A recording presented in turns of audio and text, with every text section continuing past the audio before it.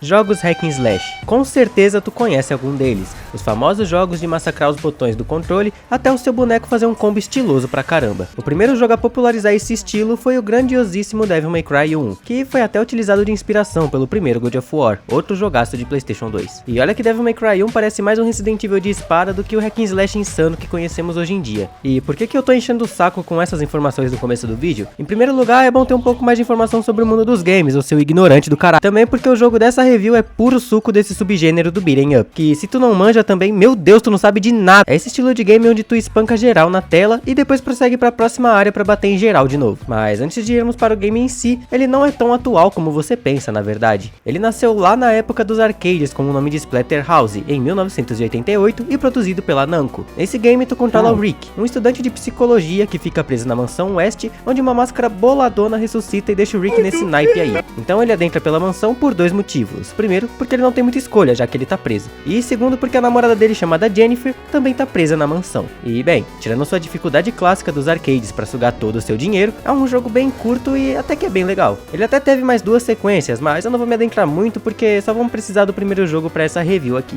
Depois do terceiro jogo, lançado em 1993, ninguém nunca mais ouviu falar desse nome. E por quê? Eu não faço ideia. Até hoje tem jogos que foram famosos nos anos 80 e 90 que nunca mais deram as caras. E infelizmente alguns deram as caras, mas era melhor ter ficado morto, não é, ô Bubsy 3D? Até nós chegarmos em 2010, quando mais ou menos do nada, a Namco chega com a ressurreição dessa trilogia, chamando só de Splatterhouse, pois se tratava de um reboot do primeiro jogo, onde contava basicamente a mesma história, mas com mais complexidade de enredo do que o original e com mudanças de gameplay, pois os outros jogos eram um beat'em up, igual o joguinho dos Simpsons, que vamos concordar que ele era da hora demais. Pra então, o jogo virar um hack and slash que tava bem em alta nessa época. E uma coisa notável pra caramba é a quantidade absurda de sangue e violência que o trailer apresentava, o que foi muito interessante tanto para os mais antigos quanto para os mais novos na franquia. Eu joguei esse game quando eu tinha uns 8 ou 9 anos mais ou menos, e adorava essa coisa de surrar os botões para ver o personagem esbagaçando tudo. Quem não gostava era meu pai, vendo os controles não durarem nem 2 meses. E é tanta coisa para comentar desse jogo, tanto de nostalgia que eu tenho por ele, quanto de coisas interessantes sobre o desenvolvimento também. Porque sim, esse jogo passou por muitas mudanças, pois ele ficou sendo desenvolvido por alguns anos. Mas claramente, depois de velho eu percebi muitas coisas estranhas e bem porcaria também, pois aqui a gente é totalmente sincero nas análises. Não quer dizer que ele é um jogo marcante pra mim, que ele é bom como o jogo do Madagascar 2 de PS2. Aquele jogo é muito foda. E antes de tudo, eu vou pedir o seu like e inscrição, porque me ajuda pra caramba a comprar um miojo de cada dia. E também agora tem um canal de corte das lives, eu já soltei uns vídeos lá, então vale a pena olhar se tu gostar de gameplay, beleza? Mas enfim, meu nome é Noodle e hoje nós vamos analisar o reboot de Splatterhouse, o jogo mais violento do PS3 e que marcou a minha infância. Sinceramente eu fiquei bem em dúvida por onde começar esse vídeo, então eu decidi ir para as versões do jogo em desenvolvimento, as famosas betas, alpha, demo e até showcase da E3, pois assim eu acho que encaixa melhor e depois a gente comenta só do jogo que chegou nas nossas mãos diretamente, sem ficar alternando entre beta e versão final. Pelo que eu consegui entender pesquisando por aí, o jogo primeiramente estava sendo produzido pela Bottle Rocket Studio, mas pelo que diz na Wiki eles foram removidos do trampo, porque o jogo estava com muitos problemas de performance e outras coisas. Mas enquanto a Bottle Rocket estava com a mão toda na massa, eles mostraram algumas gameplays do game, e antes de mostrar, eu vou deixar uma gameplay de alguns segundos do jogo que temos em mãos.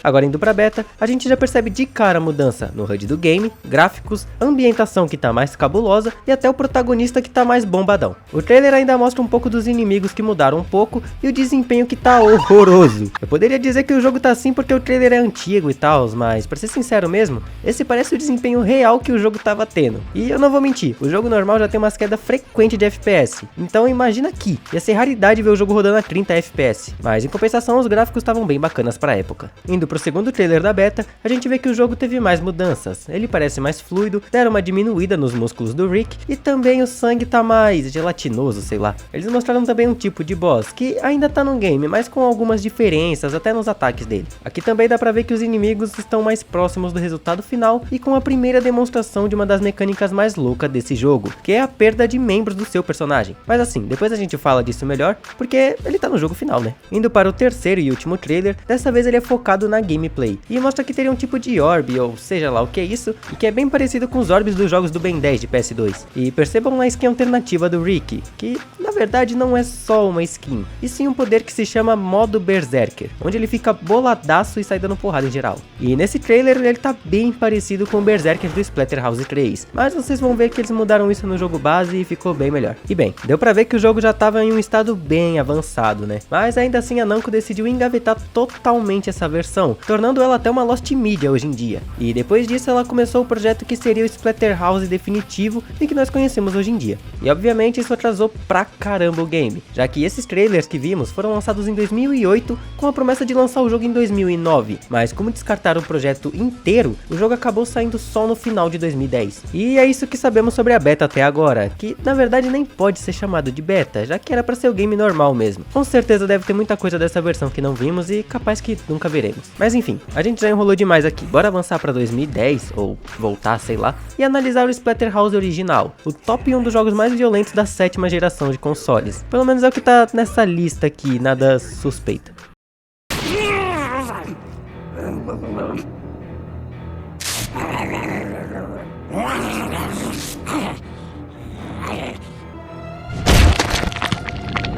E a gente já começa assim, com um cara explodindo o bichinho com um simples soco. Tudo isso só pra nos mostrar o menu. Aqui não tem muita coisa pra mostrar, só a campanha, um modo de onda, que é o sobrevivência, e um lugar de extras, onde tem disponível os 3 Splatterhouse antigos pra jogar ali na hora. Se eu não me engano, tu tem que zerar o jogo base pra liberar os 3, mas eu já tinha um save aqui, então tá tudo liberado. Indo logo em direção à campanha, a gente vê as dificuldades. E pelo amor de Deus, tenha amor à sua vida e não pega o modo brutal por tudo que é mais sagrado. Esse jogo já é insanamente difícil em alguns momentos. Se você estiver jogando de primeira, tu vai sofrer muito. E algo interessante é que tem uma máscara alternativa também, mas essa só tá disponível na versão de Xbox 360. Porque sim, eu tô jogando no Xbox porque eu não tenho PS3. Eu botei no título porque fica mais bonitinho assim. Mas não se preocupa, o jogo é a mesma coisa, não tem nem mudança de desempenho nem nada. Mas ok, vou jogar com a máscara comum porque eu acho a outra muito feia. E assim o jogo começa. O game tem a mesma história do original, mas de um jeito mais dramático, né? Mostrando o Rick no chão, muito ferido e se lamentando pela Jennifer, até que ele escuta uma voz de sei lá da onde falando com ele. Então essa voz começa a explicar que quem fez isso com ele foi esse coroa chamado de Henry West. Depois disso, Rick vê uma máscara na sua frente e entende que essa voz está vindo dela, pois é na verdade uma máscara muito poderosa. Então a máscara se oferece a ajudar o Rick em troca da fé dele e para resgatar a garota, pois ela não merece morrer. E como o Rick tá quase indo de arrasta, ele fica sem escolha e coloca a máscara no rosto dele.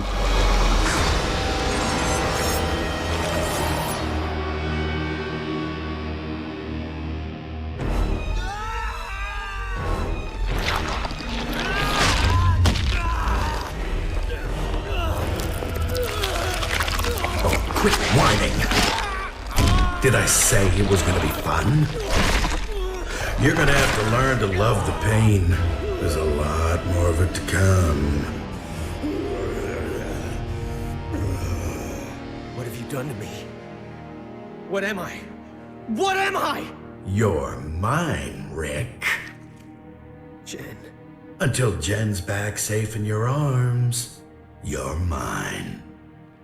E é assim que o game começa. E opa, que merda de gráfico é esse? Pra um jogo de 2010 isso tá bem paia, mas calma que ainda tem como piorar. Agora sim estamos no controle do Rick, e esse modo que ele acabou de ativar é o tal do modo Berserker que eu tinha citado antes. Mas nos jogos antigos e na beta, ele não tinha esses espinhos e garras, o que eu acho que foi uma mudança muito foda. Basicamente, esse modo Berserker é a mesma coisa que o Devil Trigger do Devil May Cry. E bem, provavelmente meu vídeo já desmonetizou por conta da quantidade de sangue nesse jogo, mas caso vocês não tenham percebido, o jogo tá dando umas engasgadas, né? Pois bem, isso daí não é da minha placa de captura não, tá? Isso aí é o game mesmo. O jogo mal consegue se estabilizar nos 30 FPS. E pique, era normal os jogos serem a 30 FPS naquela geração, mas eles pelo menos se mantinham muito bem e muito raramente dropavam de forma severa. Agora aqui, pro jogo ficar em 30, tem que ficar numa sala sem absolutamente nada. E quando junta inimigo pra caralho, o que é normal em um hack and slash, o jogo consegue dropar pra menos de 20 FPS. Bem, depois dessa sanguinolência toda e o Rick quase morrer por não tancar o modo Berserker, Berserker, a gente volta ao normal. E pelo motivo de estarmos muito fracos, a gente só vai liberar esse modo de novo lá pra frente. E assim, não tem muito segredo sobre a gameplay. É saída no soco pra fazer combo, tem árvore de melhoria, ondas e mais ondas de inimigo, típico de um hack and slash. Uma leve diferença aqui é que nós não temos um medidor de estilo ou um contador de hit, e sim um contador de sangue derramado, onde quanto mais rápido você mata os inimigos do jogo, mais sangue você derrama, e isso ajuda pra aumentar a sua barrinha vermelha do Berserker e desbloquear mais golpes e combos. Cara, a trilha sonora desse jogo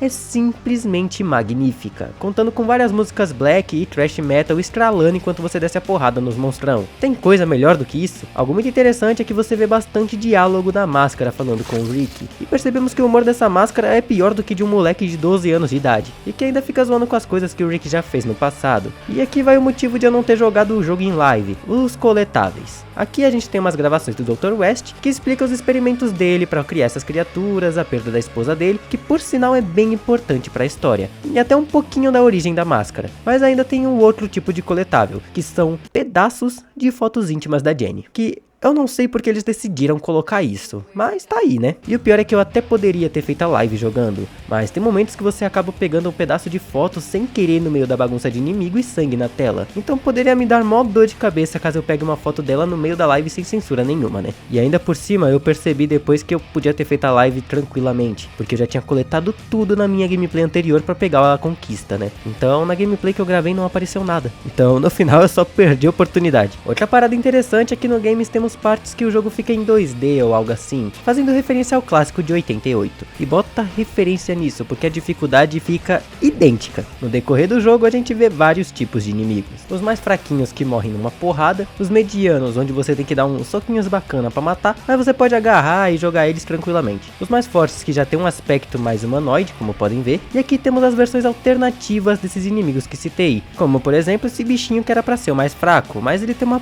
puta resistência e arranca seus braços com um tapa se tu moscar. E tá aí uma mecânica que você não vê em qualquer jogo, o seu personagem pode perder um membro no meio da luta, mas como ele tem o poder da máscara, ele se regenera. Mesma coisa para arranhões e buracos pelo corpo. E o mais engraçado é que você depois pode pegar o braço que deceparam e usar como uma arma. Eu devo admitir que os devs foram bem criativos nessa parte. E bem, lembra que eu comentei que esse jogo era o mais violento do PS3? Pois então, não é à toa, porque aqui nós temos as execuções, onde quando um inimigo fica com a vida bem baixa, ele fica com uma aura vermelha em volta dele. Então você agarra ele e rola uma animação bem grotesca com Quick Time Events, como essa de abrir a boca do monstro ou de esmagar o crânio dele com as próprias mãos. E sério, tem umas execuções nesse jogo que são tão grotescas que você nem sabia que era possível fazer isso com um bicho. Mas eu vou citar disso melhor em outra parte desse vídeo, beleza? E agora vamos falar das armas. Temos vários tipos de armas para usarmos contra os inimigos, que vai de um pedaço de cano até uma motosserra ou escopeta de cano duplo, meu parceiro. Hell yeah! Obviamente essas armas têm uma durabilidade, mas você pode aumentar isso no menu de upgrade, por mais que não seja tão útil contra os malditos bosses desse jogo. Por se tratar de um hack and slash, com certeza você imaginou que teria boss, né? Mas fica tranquilo, porque uma hora você tá enfrentando o primeiro boss e no fim do game você tá enfrentando 5 deles de uma vez, na versão melhorada, e que te matam com 3 tapas mesmo estando com a vida no máximo. E é claro que a gente tem exceções, como esse gordão da serra elétrica, que na verdade é uma referência do primeiro jogo, que faz uma referência ao Leatherface do filme Massacre da Serra Elétrica. É referência atrás de referência aqui, né? Mas porra, como é que a gente sobrevive sendo que tem que dar 1000 socos pra um inimigo morrer e a gente, se tomar 3 tapas, evapora? É aí que entra a cura desse jogo,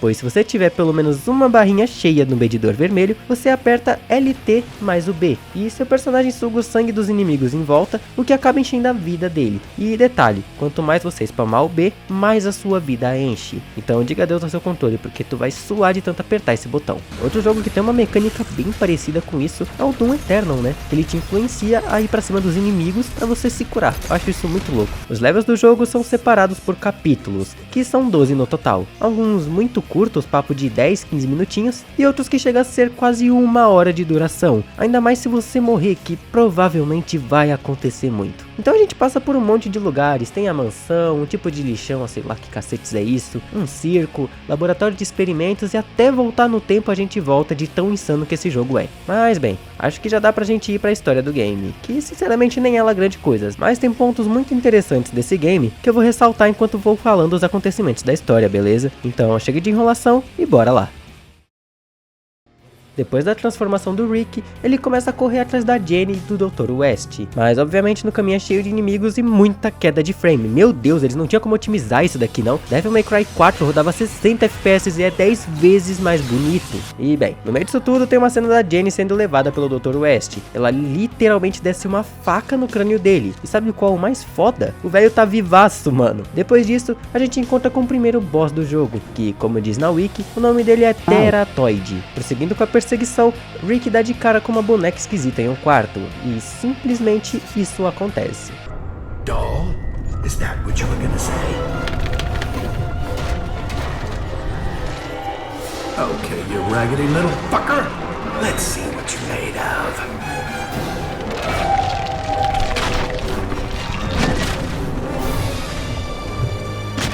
Okay, now look what you did. Me and your big mouth. Sim, a boneca virou um puta golem insano. E cara, eu acho essa batalha muito insana. O chão quebra, tem móvel voando pra todo lado, e a gente sobrevive de uma tentativa de pisada da boneca. Em seguida a gente acaba com ela do jeito mais foda possível.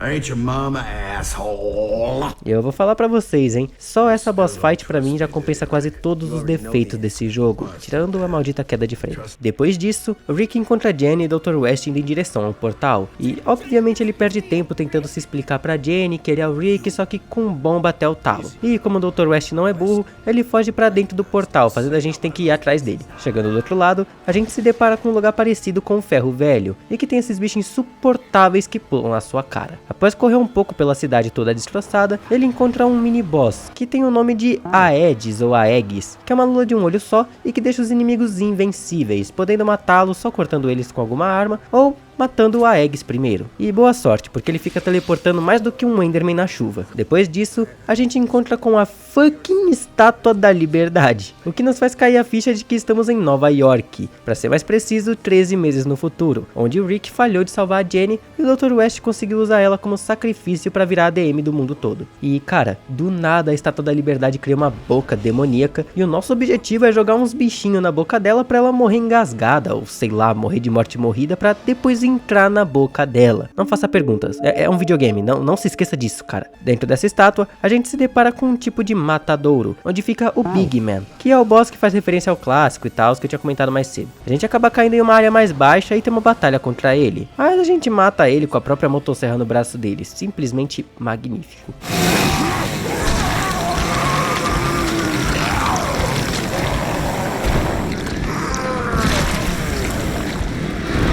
This girl of yours.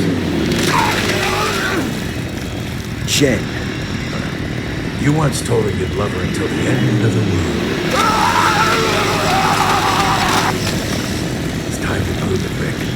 Que promessa bonitinha, né? Seria mais fofo se ele não estivesse stripando o bicho enquanto fala. Em seguida, um portal se abre e continuamos nossa jornada. E nos encontramos em um tipo de caverna ou coisa assim, que a máscara revela ser na verdade a mansão atual do Dr. West, ou seja, no presente. E depois de muita porrada e sanguinolência, a gente encontra um tipo de verme gigante. E obviamente a gente vai descer o rodo nele até ele não aguentar mais. Mas como a gente não tem muito pra onde ir depois disso, a gente acaba descendo nesse buraco que o verme deixou. Nos fazemos para ainda mais no subsolo. Aí a gente passa por uma sessão de porrada em 2D e depois a gente chega em um tipo de laboratório. E encontramos o West e a Jenny de novo, obviamente. Mas pela surpresa de todos nós, a Jenny manda a gente se afastar, pois aquilo na verdade era uma armadilha pro Rick, onde agora a gente tem que derrotar esse bichão difícil pra um cacete. Eu morri sei lá quantas vezes nesse bosta aí, e o pior é esse loading que demora uma cota pra carregar. Esse jogo já tem FPS baixo, gráficos medíocres, expande inimigos toda hora e de brinde os loads gigantescos. Mas depois depois de dar um carinho no monstro, o Rick dá umas ameaçadas no West, ele acaba ficando putinho e joga a gente em um parque de diversões no mínimo macabro. E depois de prosseguir enfrentando os palhaços que dançam capoeira em um sapo mutante, a gente se encontra com isso. Eu não vou dar muita informação dele, mas a execução é bem vergonhosa, eu devo admitir, né? Agora, eu cheguei numa parte muito importante pra mim. Depois de prosseguir mais um pouco no game, a gente chega nesse tipo de casa de espelho, daquelas que tem em parque de diversões, sabe? E cara, aqui passa uma cutscene que me deixou sem dormir direito por alguns dias de tanto cagaço que eu tinha. Rick, he's hurting me. Why did you let him take me? You pussy. Stay with me, Rick. Stay with me forever.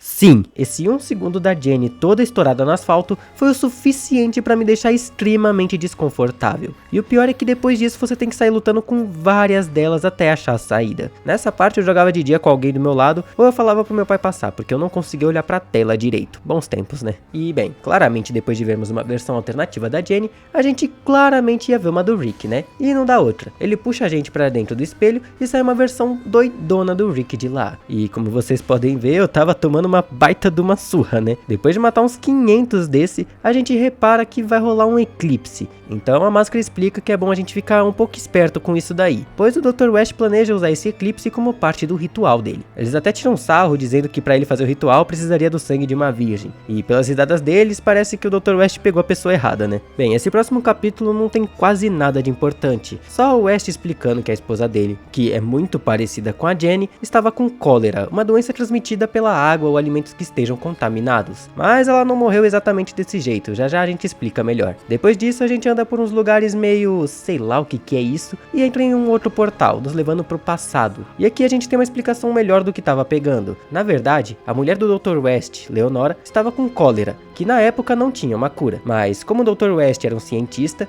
ele conseguiu curar a primeira pessoa no mundo com essa doença. Só que acabou que as pessoas descobriram que ela foi curada e a nomeou de bruxa. E você tá ligado que quando isso acontece é direto pro fogo, né, meu parceiro? E é aí que nós chega e tem que sair correndo contra o tempo pra conseguir salvar a Leonora, que na verdade o Rick confundiu com a Jenny porque elas são idênticas, né? Mas quando a gente chega pra resgatar ela, já é tarde demais e o fogo começa a se espalhar por toda a parte. Mas antes de percebermos algo, ela acaba saltando na gente, parecendo capeta atrás de nós. Olha essa cena, pelo amor de Deus. E pela aliança no dedo, o Rick entende que não é a Jenny e vai embora pelo portal. Bem a tempo do Dr. West chegar e encontrar sua mulher toda queimada. Se o Rick demorasse mais um pouquinho, ia bagunçar toda a linha do tempo, já pensou? E aqui começa a pior parte desse jogo, o capítulo 11. Ah, mas eu tava me contorcendo pra chegar logo nessa parte. O capítulo se baseia em literalmente um spam de chefes seguidos. E não é um de cada vez, não. Chega ao ponto de ser 5 teratoides mais fortes de uma vez. Que parte dolorosa do caralho. Vamos logo pro capítulo 12 porque aqui não rola nada demais. Bem, aqui a gente vê que o Dr. West tá quase dando início ao ritual, mas o Rick chega bem na hora certa e impede ele decepando o braço dele e lançando ele longeaço. Um jeito bem efetivo, eu devo admitir, né? E por mais que ele pense que tudo acabou, na verdade esse ritual é bem mais complexo, onde não era só a Jenny necessária na cerimônia, mas sim mais 10.000 vítimas que se transformaram nessa criatura gigantesca só pra matar a Jenny e fazer o mundo só deles. Até porque a Jenny era a parte mais importante, querendo ou não. E aqui não tem muito segredo, é ir defendendo a Jenny por um tempo determinado sem deixar que a vida dela chegue a zero. Bem tranquilo e eu passei de primeira, um milagre nesse jogo, né? E depois disso, o monstro tenta pisar nela, quando isso acontece.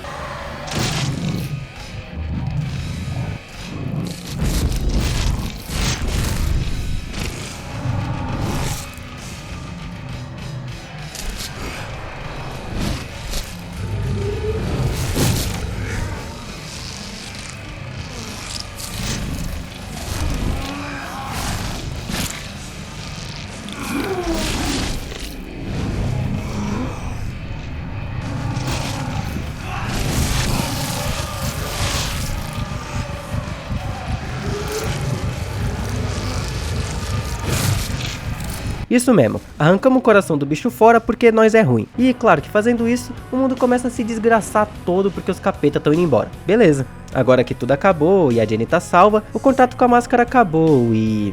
Ué, o Rick não consegue tirá-la. A máscara questiona se você foi lá checar a Jenny. E bem, ela tá viva. E pelas palavras dela, ela tá muito feliz por estar de volta novamente. E encara a câmera com um olhar maligno. E sendo esse o fim do game.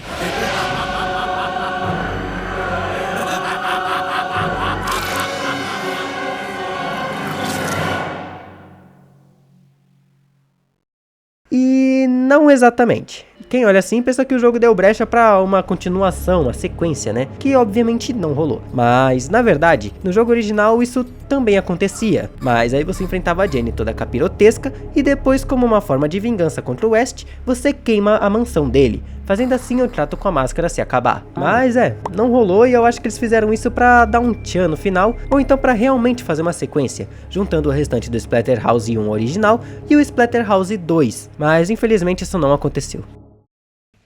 Bem, eu adoraria ver uma sequência desse game, mas eu acho bem improvável de acontecer. O jogo não parece ter vendido tanto assim para eles pensarem em continuar ele, o que é uma pena, porque eu gosto de coração desse game. Claro, ele tem seus defeitos e tudo mais, eu odeio a otimização desse jogo, os loads gigantescos e a fórmula deles de encher de inimigo OP só para aumentar o tempo de gameplay. Mas, querendo ou não, eu joguei isso muito na minha vida e eu achava um máximo. Até meio complicado por eu ter uns 9 anos e estar jogando um game cheio de violência pra caralho e foto de loirinha sem roupa. Mas isso não mudou em nada na minha vida e me diverti muito com ele, e é isso que importa, né? Minha nota pra esse jogo é um 8,5 de 10. Eu adoraria dar um 10, mas os pontos negativos dele pesa demais pra mim dar uma nota tão boa assim. E mesmo eu adorando ele por ser um jogo de infância, eu tenho que separar qualidade de nostalgia na hora de dar as notas. Senão todo jogo de quando eu era criança iria ganhar um 10 ou até mais. Aí não ia ser justo, até porque só o jogo do Madagascar 2 merece uma nota tão exorbitante assim. Aquele jogo é simplesmente maravilhoso. Eu recomendo jogar principalmente se curtir uns hack and slash e humor ácido, pois mesmo com seus problemas, dá pra se divertir e muito. Ainda mais ouvindo a trilha sonora desse jogo que é filé, papai. Mas enfim, espero que tenham gostado do vídeo. Deixa seu like e inscrição e até o próximo vídeo. Tchau!